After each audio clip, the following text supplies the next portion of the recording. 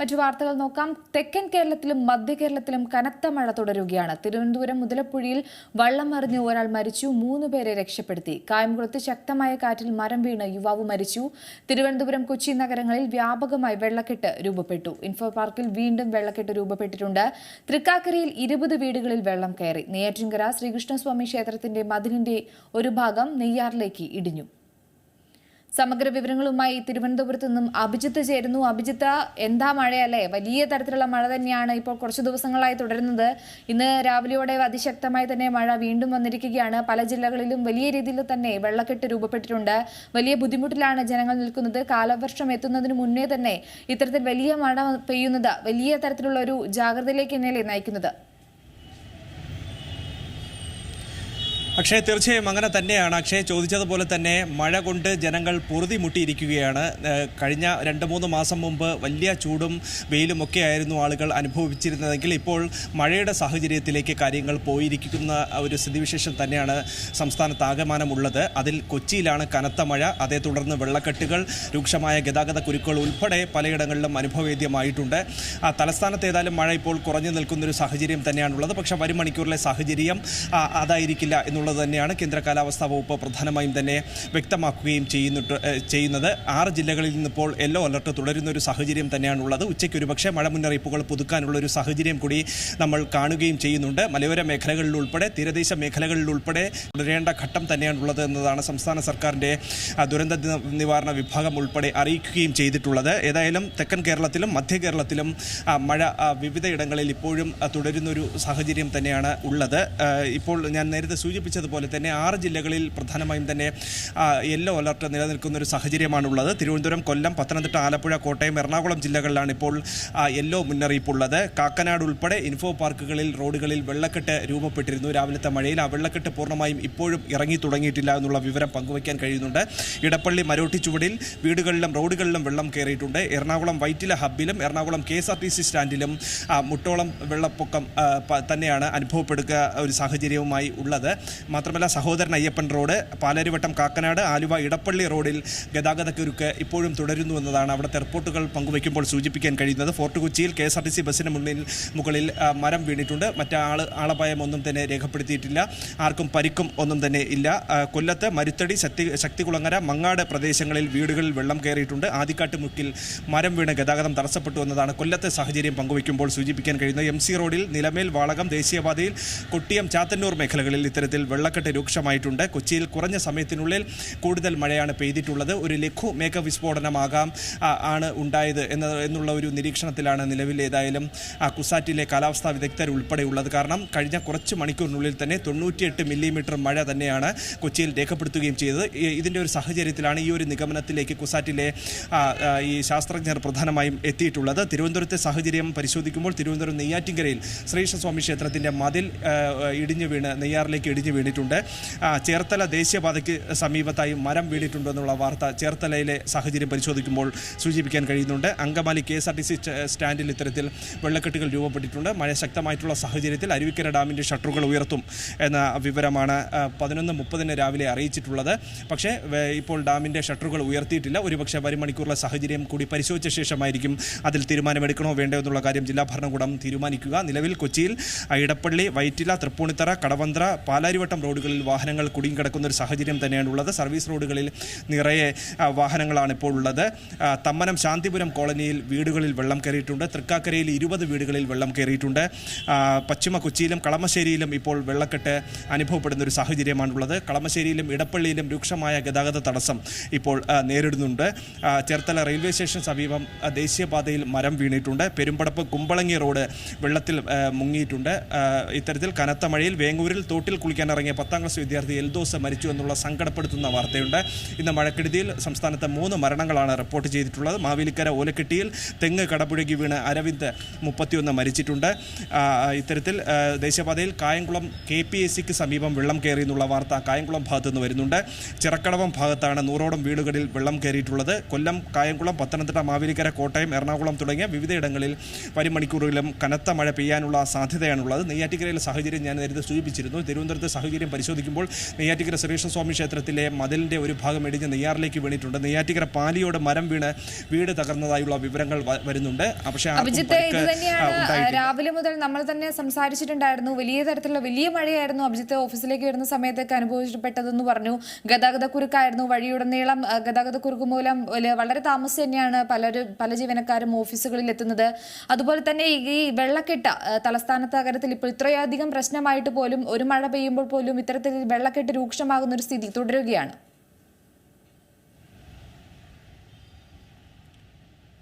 അക്ഷയ, അക്കാര്യം സൂചിപ്പിക്കുമ്പോൾ നമ്മളിന്ന് ശ്രദ്ധേയമായി എടുത്തു പറയേണ്ടത് മന്ത്രി കെ രാജൻ്റെ പ്രതികരണമാണ്. സംസ്ഥാനത്തെ വെള്ളക്കെട്ടുമായി ബന്ധപ്പെട്ട് തദ്ദേശ സ്ഥാപനങ്ങളെ വിമർശിച്ചുകൊണ്ട് മന്ത്രി കെ രാജൻ ഇന്നൊരു പ്രതികരണം നടത്തിയിരുന്നു. തദ്ദേശ സ്ഥാപനങ്ങൾ കുറച്ചുകൂടി ഗൗരവം കാണിക്കണമെന്നുള്ളതാണ് മന്ത്രി അതിനകത്ത് പറഞ്ഞത്. മാത്രമല്ല, വെള്ളക്കെട്ട് പരിഹരിക്കാൻ വകുപ്പുകൾക്ക് നിർദ്ദേശം നൽകിയിട്ടുണ്ടെന്നുള്ളൊരു പ്രതികരണവും അദ്ദേഹം തിരുവനന്തപുരത്ത് നടത്തുകയും ചെയ്തു. എത്ര മഴ പെയ്താലും ഇത്തരത്തിൽ തിരുവനന്തപുരത്ത് നിന്ന് മാത്രമല്ല പലയിടങ്ങളിലും വെള്ളക്കെട്ടുകൾ രൂപപ്പെടുന്ന ഒരു സാഹചര്യം തന്നെയാണ് കഴിഞ്ഞ കുറേ നാളുകളായി ഉള്ളത്. ഇത് പരിഹരിക്കാൻ എന്തുകൊണ്ട് തദ്ദേശ സ്ഥാപനങ്ങൾക്ക് കഴിയുന്നില്ല എന്നുള്ള ഒരു വലിയ ചോദ്യം പൊതുസമൂഹത്തിൻ്റെ ഭാഗത്തുനിന്ന് ഉയരുന്നൊരു ഘട്ടം കൂടിയാണുള്ളത്. കുറഞ്ഞ സമയത്തിനുള്ളിൽ കൂടുതൽ മഴ പെയ്യുന്ന സാഹചര്യമാണ് സംസ്ഥാനത്ത് ഇപ്പോൾ ഉള്ളത്. അപ്പോൾ അതുകൊണ്ട് തന്നെ ഒരു 2-3 മണിക്കൂർ മഴ പെയ്താൽ തന്നെ പല നഗരങ്ങളും ഇത്തരത്തിൽ മുട്ടോളം വെള്ളപ്പൊക്കത്തിൽ അല്ലെങ്കിൽ പകുതിയിലധികം വരുന്ന രീതിയിൽ തന്നെ മുങ്ങുന്ന ഒരു സാഹചര്യമാണുള്ളത്. തിരുവനന്തപുരത്തിൻ്റെ കൊച്ചിയിലെയും സാഹചര്യം പരിശോധിക്കുമ്പോൾ അത് തന്നെയാണ് നമുക്ക് സൂചിപ്പിക്കാൻ കഴിയുന്നത്. മുമ്പൊക്കെ തന്നെയും ഇത്തരത്തിൽ താഴ്ന്ന പ്രദേശങ്ങളായിരുന്നു കൂടുതലായി വെള്ളക്കെട്ടിൽ അമർന്നിരുന്നെങ്കിൽ, പക്ഷേ ഇപ്പോൾ അങ്ങനെയല്ല സാഹചര്യം. താഴ്ന്ന പ്രദേശങ്ങൾക്കൊപ്പം തന്നെ നഗരമേഖലകളിലെ പ്രധാനപ്പെട്ട തന്ത്രപരമായിട്ടുള്ള പോയിന്റുകൾ പോലും ഇത്തരത്തിൽ വെള്ളക്കെട്ടിൽ അമരുന്ന ഒരു സാഹചര്യം തന്നെയാണുള്ളത്. തിരുവനന്തപുരത്ത് ഓപ്പറേഷൻ അനന്ത ഉൾപ്പെടെയുള്ള കാര്യങ്ങൾ നേരത്തെ SS കോവിൽ റോഡിൻ്റെ തമ്പാനൂർ ഭാഗത്തെയൊക്കെ തന്നെ വെള്ളക്കെട്ടുകൾ പരിഹരിക്കാനായി നടത്തിയിരുന്ന അതൊരു ഘട്ടത്തിൽ പൂർണ്ണ രീതിയിൽ തന്നെ വിജയിക്കുകയും ചെയ്തിട്ടുണ്ട്. പക്ഷേ പലയിടങ്ങളിലും തിരുവനന്തപുരം നഗരത്തിൽ ഉൾപ്പെടെ ഇപ്പോഴും വെള്ളം കയറുന്ന ഒരു സാഹചര്യം തന്നെയാണുള്ളത്. ഓപ്പറേഷൻ ബ്രേക്ക് ത്രൂ പോലെയുള്ള പ്രധാനപ്പെട്ട പദ്ധതികൾ നഗരസഭ മുൻകൈയായി ഏറ്റെടുത്തുകൊണ്ട് നടപ്പിലാക്കുന്നു എന്ന് പറയുമ്പോൾ പോലും പലയിടങ്ങളിലും രൂക്ഷമായിട്ടുള്ള വെള്ളക്കെട്ടുകൾ കഴിഞ്ഞ 2-3 ദിവസം മുൻപ് കാണുകയും ചെയ്തു. അതിനകത്ത് BJPയുടെ ഒരു കോർപ്പറേഷൻ ഓഫീസ് മാർച്ച് ഉൾപ്പെടെ വരികയും നഗരസഭയിൽ തന്നെ നേർക്കുനേർ വാഗ്വാദങ്ങൾ വരികയും ഒക്കെ തന്നെയും ചെയ്തിരുന്നു. പക്ഷേ ഈ രൂക്ഷമായ വെള്ളക്കെട്ടുകൾ പരിഹരിക്കാൻ എന്തുകൊണ്ട് അധികൃതർക്ക് കഴിയുന്നില്ല എന്നുള്ളൊരു വലിയ ചോദ്യം തന്നെയാണ് ഇവിടെ പ്രസക്തമായി മാറുന്നത്. തിരുവനന്തപുരത്തും കൊച്ചിയിലും മാത്രമല്ല മഴക്കാലം ഇപ്പോൾ കാലവർഷം ആരംഭിക്കാൻ പോവുകയാണ്. പകർച്ചവ്യാധികൾ കൂടാനുള്ള ഒരു സാധ്യതയും കൂടെയുണ്ട്. ഈ ഒരു സമയത്ത് പോലും ഇത്തരത്തിലുള്ള മാറ്റങ്ങൾ വന്നില്ലെങ്കിൽ ഇനി ആരോഗ്യകരമായിട്ടുള്ള പ്രശ്നങ്ങളിലേക്കും സംസ്ഥാനം കടക്കാനുള്ള സാധ്യതയും കൂടുതലാണ്. അത് തന്നെയാണ് അക്ഷയ്, അങ്ങനെ തന്നെയാണ്, കൃത്യമായി അത് തന്നെയാണ് സൂചിപ്പിക്കാൻ കഴിയുന്നത്. മഴക്കാലമാണ്, പകർച്ചവ്യാധി ഭീഷണി അത് വലിയ തോതിൽ വർദ്ധിക്കുന്നൊരു സാഹചര്യമാണുള്ളത്. ചിക്കൻ ഗുനിയ ആയാലും ഡെങ്കിപ്പനി ആയാലും മലമ്പനി ആയാലും അതുപോലെ മറ്റു ജലജന്യ രോഗങ്ങളായി കഴിഞ്ഞാലും എല്ലാം വ്യാപകമായിട്ടുള്ള രീതിയിൽ പടർന്നു പിടിക്കാൻ സാധ്യതയുള്ള ഒരു മുൻകരുതൽ കൃത്യമായി ആരോഗ്യവകുപ്പും ആരോഗ്യ വിഭാഗവും കൃത്യമായി നൽകുകയും ചെയ്തിട്ടുണ്ട്. എന്നിട്ട് പോലും മഴക്കാലപൂർവ്വ ശുചീകരണ പ്രവർത്തനങ്ങൾ ഉൾപ്പെടെ പലയിടങ്ങളിലും കൃത്യമായി നിറവേറ്റിയിട്ടില്ലാത്തതിൻ്റെ സാഹചര്യമായിരുന്നു നമ്മൾ കഴിഞ്ഞ ദിവസത്തെ വെള്ളക്കെട്ടുകൾ ഉൾപ്പെടെ കാണുകയും ചെയ്തിട്ടുള്ളത്. ഇതിന് ഒരു അറുതി വേണമെന്നുള്ളത് തന്നെയാണ് നാട്ടുകാരും ജനങ്ങളും ഉൾപ്പെടെ പ്രധാനപ്പെട്ട അധികൃതർ ഈ വെള്ളക്കെട്ട് ബാധിത പ്രദേശങ്ങൾ ദുരിതബാധിത പ്രദേശങ്ങൾ ഉൾപ്പെടെ സന്ദർശിക്കാനായി എത്തുമ്പോൾ അവരോട് പറയുകയും ചെയ്യുന്നത്. ഏതായാലും പകർച്ചവ്യാധി ഭീഷണി ഉൾപ്പെടെ സംസ്ഥാനത്ത് നിലനിൽക്കുന്നുണ്ട്. അപ്പോൾ അതിനുവേണ്ട മുൻകരുതലുകൾ കൃത്യമായിട്ടുള്ള രീതിയിലുള്ള ജാഗ്രതാ പ്രവർത്തനങ്ങൾ ഉൾപ്പെടെ ആളുകൾ പുലർത്തേണ്ട ഒരു ഘട്ടം തന്നെയാണ് നിലവിലുള്ളത്. ഒരു കാര്യം കൂടെ ഈ ഒരു ഘട്ടത്തിൽ ചോദിക്കേണ്ട ഒരു കാര്യമാണ്. നമുക്ക് തലസ്ഥാനത്ത് വെള്ളക്കെട്ടിന്റെ കാര്യം നമ്മൾ പറയുമ്പോൾ പോലും അഭിജിത്ത് തന്നെ റിപ്പോർട്ട് ചെയ്ത ഒരു കാര്യമുണ്ടായിരുന്നു. സ്മാർട്ട് സിറ്റിയുടെ ഭാഗമായി റോഡ് നിർമ്മാണമെല്ലാം വലിയ രീതിയിൽ പുരോഗമിക്കൂ എന്ന് പറഞ്ഞിട്ട്. പക്ഷെ പല സ്ഥലത്തും ഇപ്പോഴും ആ ഒരു സ്മാർട്ട് സിറ്റിയുടെ പേരിൽ റോഡ് നിർമ്മാണം പാതി വഴിയിൽ മുടങ്ങിക്കിടക്കുന്നതും വെള്ളം നിറഞ്ഞു കിടക്കുന്നതും അപകട സാധ്യത മുന്നിൽ കണ്ടു തന്നെയാണ് ജനങ്ങൾ അതിലൂടെ നടന്നു പോകുന്നതെല്ലാം നമ്മൾ കണ്ടുവരുന്നുണ്ട്. അക്ഷയ്, അത് തന്നെയാണ് ആദ്യഘട്ടത്തിൽ മാർച്ചിൽ റോഡ് പണി പൂർത്തിയാക്കും, സ്മാർട്ട് സിറ്റി റോഡ് പണി പൂർത്തിയാക്കുമെന്നുള്ള വിവരം ആദ്യഘട്ടത്തിൽ പൊതുമരാമത്ത് മന്ത്രി തന്നെ ജനങ്ങളോട് പറഞ്ഞിരുന്നെങ്കിലും അത് കൃത്യമായി നിറവേറ്റാൻ കഴിയാത്തൊരു സാഹചര്യമായിരുന്നു ഉണ്ടായിരുന്നത്. പിന്നീട് മെയ് 24-ന് പൂർത്തിയാക്കും, അതിനുശേഷം മെയ് 31-ന് പൂർത്തിയാക്കും എന്നൊക്കെ പറഞ്ഞിരുന്നു. പിന്നീട് ഇപ്പോൾ പറയുന്നത് ജൂൺ 15-ന് തലസ്ഥാനത്തെ മുഴുവൻ റോഡ് പണിയും പൂർത്തിയാക്കി സ്മാർട്ട് റോഡുകൾ ഗതാഗത യോഗ്യമാക്കും, സഞ്ചാര യോഗ്യമാക്കും എന്നുള്ളതാണ് പ്രധാനമായും പറയുന്നത്. റോഡ് ഏത് തോട് ഏതെന്നറിയാൻ കഴിയാത്തൊരു സാഹചര്യം സാഹചര്യം. ഇരുചക്ര വാഹന യാത്രക്കാർ പോലും രാത്രിയിൽ പ്രത്യേകിച്ച് തലസ്ഥാന നഗരത്തിലെ തന്ത്രപ്രധാന ഇടങ്ങളിലൂടെ കടന്നു പോകുമ്പോൾ പോലും കുഴിയിൽ വീഴാനുള്ള സാഹചര്യം തന്നെയാണ് നിലവിലത്തെ സാഹചര്യം പരിശോധിക്കുമ്പോൾ ഉള്ളത്.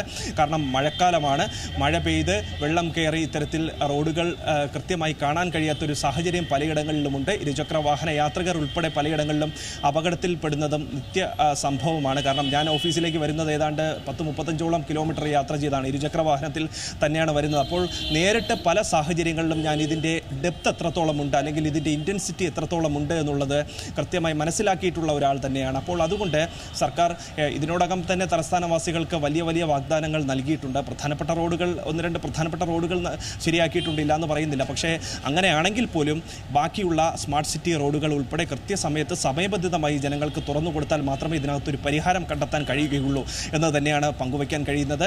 അതിന് ഈ ജൂൺ 15 വരെ ജനങ്ങൾ കാത്തിരിക്കുമ്പോൾ കൃത്യമായിട്ടുള്ള മാർഗ്ഗനിർദ്ദേശം നൽകി, അത് കരാറുകാർക്ക് കൃത്യമായ നിർദ്ദേശം നൽകി ആ റോഡ് പണി എത്രയും വേഗം പൂർത്തീകരിക്കേണ്ടത് കൂടിയുണ്ട്. പൊതുമരാമത്ത് വകുപ്പിന് മാത്രമല്ല, തദ്ദേശ വകുപ്പിന് മാത്രമല്ല, സംസ്ഥാന സർക്കാരിനാകെ തന്നെയുള്ള പ്രധാനപ്പെട്ട ചുമതല തന്നെയാണ്. അതവർ കൃത്യമായി നിറവേറ്റുമെന്നുള്ള ഒരു പ്രതീക്ഷ തന്നെയാണ് നമുക്കുമുള്ളത്. ജൂൺ 15 സ്മാർട്ട് സിറ്റി റോഡുകളുടെ പ്രവർത്തനങ്ങൾ അത് പൂർണ്ണമായും അവസാനിക്കും. അതോടുകൂടി തന്നെ സഞ്ചാരയോഗ്യമാക്കുന്ന വിധത്തിലുള്ള രീതിയിൽ റോഡുകൾ തലസ്ഥാനവാസികൾക്കായി തുറന്നു കൊടുക്കുമെന്നുള്ളൊരു പ്രതീക്ഷ കൂടി ഈ ഘട്ടത്തിൽ നമുക്ക് പങ്കുവയ്ക്കാനും കഴിയും. ശരി, എന്തായാലും സംസ്ഥാനത്ത് തെക്കൻ ജില്ലകളിലും മധ്യ കേരളത്തിലും കനത്ത മഴയാണ്. ശക്തമായ മഴയിൽ എറണാകുളം നഗരത്തിന്റെ പല ഭാഗങ്ങളും വെള്ളക്കെട്ട് അനുഭവപ്പെട്ടിട്ടുണ്ട്. വിവരങ്ങളാണ് അഭിജിത്ത് നൽകിയത്. ഏറ്റവും പുതിയ വാർത്തകളും വിശേഷങ്ങളും വിരൽ തുമ്പിലറിയാൻ സീ മലയാളം ന്യൂസ് എല്ലാ ഡിജിറ്റൽ പ്ലാറ്റ്ഫോമുകളിലും ലഭ്യം.